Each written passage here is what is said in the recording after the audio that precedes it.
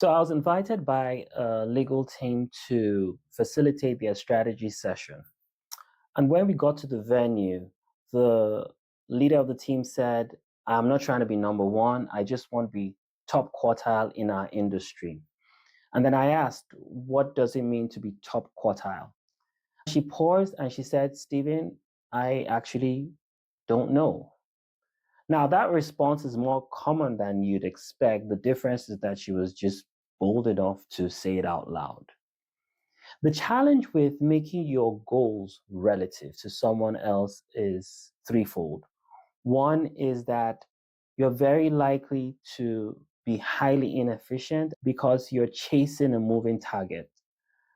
Second is that you are very likely to be exposed to predatory consultants who will constantly share data about how an organization is doing something better than you.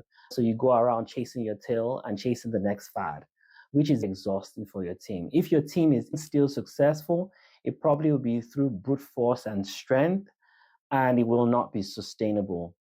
The third thing that is likely to happen is that you will have a demotivated team because they can work hard all year long and still be unsuccessful because the target is relative. It's on a scale.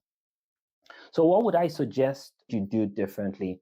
I'd recommend one, that your target is driven by your customers. What do your customers actually want?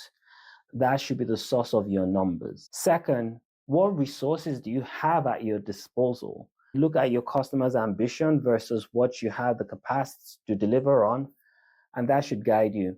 And then third, you might then consider what is the competition doing as a source of inspiration. So I believe that once you have your numbers coming from your customers and you look at your resources, working with your staff to crystallize those numbers, you should be able to get objective numbers for which you'd measure your organization against.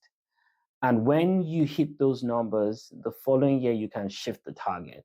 But try really hard to make sure that your numbers are about your organization and not on a relative scale.